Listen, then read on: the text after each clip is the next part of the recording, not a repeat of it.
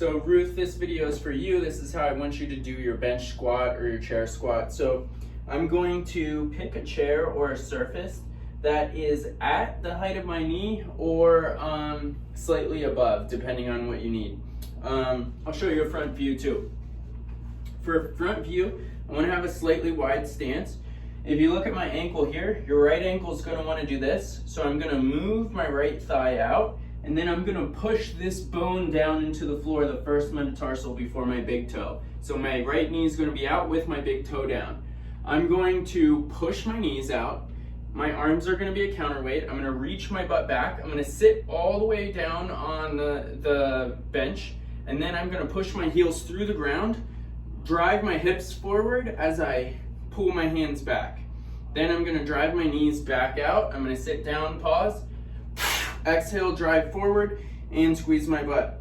Another thing you want to do is take advantage of something called the Valsalva maneuver, which I create a ton of abdominal pressure to stabilize my core and my spine. So I take in a big breath, hold my stomach tight. I'm going to sit down while holding my stomach tight. My stomach's still tight. I drive my heels through, and I let that air out. I'm going to show you from the side now. So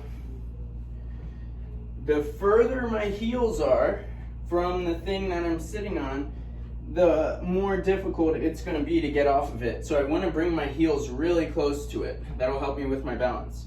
My knees are going out, and you'll notice my hips are going back as my torso goes forward. I want to keep the majority of my weight over the middle of my foot. So if I'm back here, my torso is not over my foot, so I can't stand up. I'll just fall. Here, when I lean forward, I'm putting the majority of my body weight over the middle of my foot, and it makes it much easier for me to drive through. So hips go back, knees go out, I'm tight here, and then I'm going to push through my heels, blow out, and drive my hips forward. When you drive your hips forward, you want to squeeze your butt as hard as you can. So you want to push your hips forward and squeeze your butt. What happens is, when I can do about 8 of these 3 times in a row, then I should find a surface that's below my knee and then start working on the same thing. The main goal would be to go all the way down so we have full range of motion in the hip, the knee, and the ankle.